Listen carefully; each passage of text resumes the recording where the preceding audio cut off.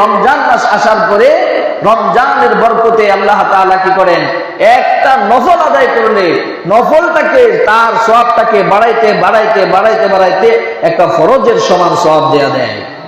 আর একটা ফরজ যদি কেউ আদায় করে, একটা ফরজকে ওসিলা করে আল্লাহ তাআলা 70টা ফরজের সওয়াব তার আমলনামায় দেয়। এই জন্য এটা হচ্ছে ইবাদতের ব্যবসার মাস, ইবাদতের ব্যবসার মাস, সহানুভূতির মাস, রহমত বরকত নাজাতের মাস। নবীজি সাল্লাল্লাহু আলাইহি ওয়াসাল্লাম রমজান আসার 2 মাস আগ থেকে রমজানের প্রস্তুতি নিতেন।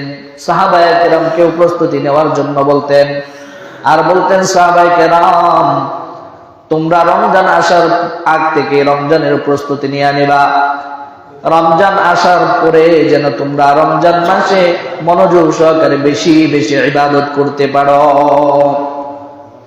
এই জন্য রমজান মাসে নিজেরা রোজা রাখবো, বেশি বেশি ইবাদত করব, গরিব মিসকিন যারা আছে তাদেরকে সাহায্য সহযোগিতা করব, অপর রোজাদার ব্যক্তিকে ইফতার করাবো।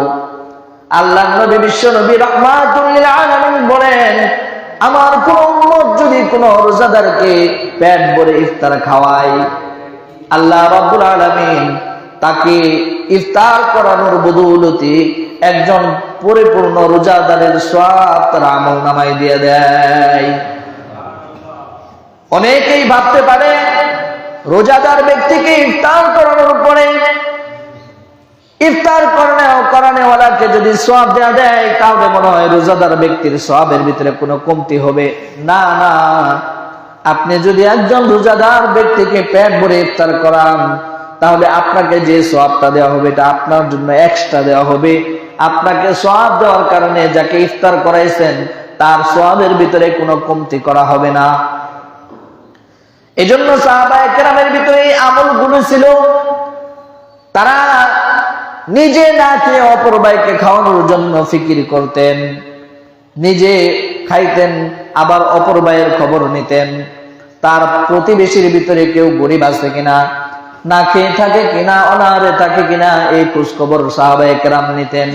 কিন্তু আমাদের অবস্থা হলো, আমার বাড়িতে টাকা পয়সা আছে, আমার সম্পদ বেশি আছে, আমি 10 আইটেম দিয়া 15 আইটেম দিয়া নিজে খুব মজা মেরে ইফতার করলাম, কিন্তু আমার বাড়ির পিছনে একজন গরিব মানুষ, তার বাড়িতে 15 আইটেম 10 আইটেম থাকবে তো দূরের কথা, 2টা আইটেমও জোগাড় করতে পারে না, গরিব মানুষ। অথচ আমি আমার নিজের চিন্তা করলাম, আমার পাশের বাড়ির লোকটার চিন্তা আমি করলাম না। আল্লাহর রাসূল বলেন এইভাবে তোমরা ইফতার করো না, এটা আমি নবীর আদর্শ হতে পারে না। সাহাবায়ে কেরামের ভিতরে কেমন আদর্শ ছিল? সাহাবী ঘটনা বর্ণনা করেন, একবার যুদ্ধের ময়দানে যুদ্ধের জন্য গিয়েছিলাম, আমি গিয়ে দেখি আমার এক চাচাতো ভাই যুদ্ধ করতে করতে মৃত্যুর শরণাপন্ন হয়ে গেছে। আমি মনে মনে চিন্তা করলাম আমার চাচাতো ভাইটা হয়তো বা পৃথিবীর থেকে বিদায় নিয়ে চলে যাবে। আমি এক মস্ক পানি আমার চাচাতো ভাইকে পান করানোর জন্য আমার হাতে করে একটি মস্ক পানি নিয়ে আমার চাচাতো ভাইয়ের কাছে যখন গেলাম, গিয়া দেখি আমার চাচাতো ভাই ইশারা দিয়া বলতেছেন, দাও আমাকে এক গ্লাস পানি দাও, আমি অত্যন্ত পিপাসার্ত। ঠিক এমন সময় পাশের থেকে আরেকজন ভাই ইশারা দিয়া বলতেছে, আমারও বড় পিপাসা লেগেছে, আমারও বড় পিপাসা লেগেছে, পানির পিপাসায় কলিজাটা যেন ফেটে চৌচির হয়ে যায়। ইশারা দিয়া ওই চাচাতো ভাই বলে, ওরে ভাই আমার পানি পান করার দরকার নাই, আমার পাশে যে ভাইটা পানি চাইতেছে আমাকে পানিটা না দিয়া আমার ওই ভাইকে তোমার ওই পানিটা দিয়ে দাও। আল্লাহর নবীর প্রিয় সাহাবী বলেন, চাচাতো ভাইকে পানি দিতে গেলাম, চাচাতো ভাই নিজে পানি পান না করে অপর ভাইকে দেখাইয়া দিলেন, অথচ তাকে চিনেও না। শুধুমাত্র মুসলমান হয়ে আমাদের সাথে যুদ্ধে এসেছে, একজন মুসলমান আরেকজন মুসলমানের বয়ে কি পরিমাণ দরদ, নিজে পিপাসার্ত, এত পরিমাণ পিপাসা, মৃত্যুর সাথে পাঞ্জা লড়তেছে, অথবা এই মুহূর্তেই মারা যাবে, এমন সময় নিজে পানি পান না করে অপর আরেক ভাইকে দেখায় দিল, আমাকে পানিটা না দিয়া আমার ওই মুসলমান ভাইকে আমার পানিটা দিয়ে দাও।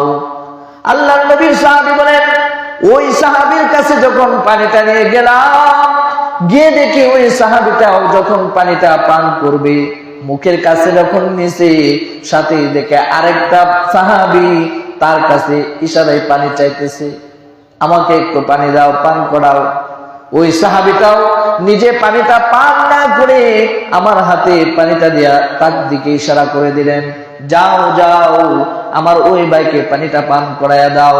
সাহাবী বলেন, আমি যখন তৃতীয় ব্যক্তির নিকট পানির মশকটা নিয়ে গেলাম, আমি ওখানে যাওয়ার পর দেখি ওই ব্যক্তিটা আর দুনিয়ার জমিনে বেঁচে নাই, ইতিমধ্যে তার জানটা বার হইয়া আল্লাহর দরবারে চলে গেছে। নিজে পানিটা পান করতে পারলো না, আমি ভাবলাম যেহেতু এই ভাইটা পানি পান করতে পারলো না, আগের ভাইটাকে নিয়ে দেই। আল্লাহর নবীর সাহাবী বলেন, আমি আগের ভাইটার কাছে গিয়ে দেখি এখন আর এই ভাইটাও দুনিয়ার জমিনে বেঁচে নাই, সেও মারা গেছে। তখন বলে, আমি এবার ভাবলাম তাহলে আমার চাচাতো ভাইয়ের কাছে গিয়ে দেখি, তাকে পানিটা দেই। আল্লাহর নবীর সাহাবী বলেন, আমি যখন পানির মশকটা নিয়ে আমার চাচাতো ভাইয়ের কাছে গেলাম, আশ্চর্য হয়ে গেলাম, গিয়ে দেখি আমার চাচাতো ভাইটাও আর দুনিয়ার জমিনে বেঁচে নাই, আল্লাহর মেহমান হয়ে গেছে। এই তো ছিল সাহাবায়ে কেরামের আদর্শ। নবীর সাহাবায়ে কেরাম দেখায় গেছেন আদর্শ কাকে বলে, রহমত কিভাবে বিলীন করে দিতে হয়। নিজেদের ভিতরে এত পিপাসা থাকার পরেও হাতের নাগালে পানি ছিল, নিজে পান করে নাই, অপর ভাইকে দেখায় দিয়েছেন, যাও আমার পানিটা আমি আমার ওই ভাইকে দিয়ে দিলাম, তাকে পান করাই দাও। কিন্তু অবশেষে এই পানিটা আর কেউ পান করতে পারলো না, পানি হাতেই রয়ে গেল। মুহতারাম হাজারিন, বোঝানোর উদ্দেশ্য ছিল, এটা তো সাহাবায়ে কেরাম তাদের আমল ছিল। নবীজি সাল্লাল্লাহু আলাইহি ওয়াসাল্লাম সাহাবায়ে কেরামকে শিক্ষা দিয়েছেন, তারা কোথায়? আর আজকে আমরা আমাদের দিকে তাকায় দেখি আমরা কোথায়। তারা নিজে না খেয়ে মৃত্যুবরণ করাটাকে তাদের কাছে বেশি প্রিয় মনে করেছে, আর আমরা খাইতে খাইতে গলা পর্যন্ত খাই, 10 আইটেম 15 আইটেম 20 আইটেম দিয়ে ইফতার করি। অথচ আমার এলাকায় বহু মানুষ এমন আছে যাদের ভাগ্যে একটু শুধু সাদা মুড়ি আর বুট ছাড়া কিচ্ছু জুটে না, তাদের দিকে আমরা খেয়ালও করি না। প্রিয় ভাইরা আমার, রমাদান আসছে, সহানুভূতির মাস, সবাইকে খেয়াল করতে হবে। নিজে খাবো, আমার অপর ভাইকে খাওয়ানোর চেষ্টা করব। সম্ভব হইলে প্রতিদিন 2-4-5 জনকে ইফতার করাবার চেষ্টা করব। কি লাভ যদি আমি একজন মুসলিম ভাইকে পেট ভরে ইফতার করাই? সওয়াব হবে, শুধু তাই নয়, আরো খুশির সংবাদ আছে। নবীজি বলেন, কেউ যদি কোনো রোজাদার ব্যক্তিকে পেট ভরে খাওয়ায়, তাহলে আল্লাহ তাআলা ওই বান্দাকে হাউজে কাউসারের পানি তার হাসরের ময়দানে নসিব করে দিবেন। সুবহানাল্লাহ। নবীজি সাল্লাল্লাহু আলাইহি ওয়াসাল্লাম বলেন, হাউজে কাউসারের পানি এটা এমন একটা পানি, যেই পানিটা হাসরের ময়দানে কেউ যদি 1 গ্লাস পানি আমার হাত থেকে পান করে, জান্নাতে ঢোকার আগ পর্যন্ত তার আর কোনো পিপাসা লাগবে না। অথচ হাসরের ময়দানটা কত কঠিন।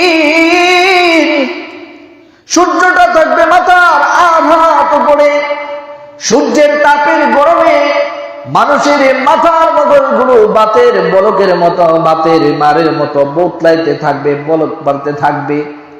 পেটের নারী বুড়ি গুলো পায়খানার রাস্তা দিয়ে বের হয়ে যাবে। এত ভয়াবহ কঠিন মুসিবতের দিনে আল্লাহর নবী বলেন, কোন রোজাদার ব্যক্তিকে পেট ভরে ইফতার খাওয়ায়, যদি তাকে খাওয়ায়, তাহলে আল্লাহ তাআলা তাকে ইফতার করানোর বদৌলতে আমি নবীর হাত থেকে কিয়ামতের ময়দানে হাউজে কাউসারের পানি তার জন্য নসিব করে দিবে। সাহাবায়ে কেরাম প্রশ্ন করলেন, নবী, আমাদের সবার তো এরকম সামর্থ্য নাই, একজন মানুষকে পেট ভরে ইফতার করাবো। আমাদের মধ্যে অনেকেই তো আছে গরিব সাহাবী, সবার সামর্থ্য তো আর সমান নাই। আমরা যদি অল্প কিছু দিয়ে ইফতার করাই তাহলে কি আমরা এই সওয়াব পাবো না? নবী আমার ডাক দিয়ে বলেন, সাহাবায়ে কেরাম, তোমরা যদি 2টা খেজুর দিয়েও কোনো মুমিন বান্দাকে ইফতার করাইতে পারো, 1 কাপ দুধ দিয়েও যদি ইফতার করাইতে পারো, অথবা কিচ্ছু না যদি 1 গ্লাস সাদা পানি দিয়েও কোনো মুমিন বান্দাকে ইফতার করাইতে পারো, আল্লাহ রাব্বুল আলামিন এর বদলেতেও তোমাকে হাউজে কাউসারের পানি নসিব করবে। আমরা তো এই পরিমাণ গরিব কেউ হইছি না যে 2টা খেজুর দিয়ে এক বাইরে সাহায্য করতে পারবো না। এই পরিমাণ গরিব তো আশা করি কেউ নাই। তারপরেও আল্লাহ তাআলা আমাদের যাদেরকে যতটুকু সামর্থ্য দিয়েছে চেষ্টা করব প্রতিদিন ইফতারের সময় অন্তত একজন ভাইকে যেন আমি ইফতার করাইতে পারি। করব সবাই ইনশাআল্লাহ।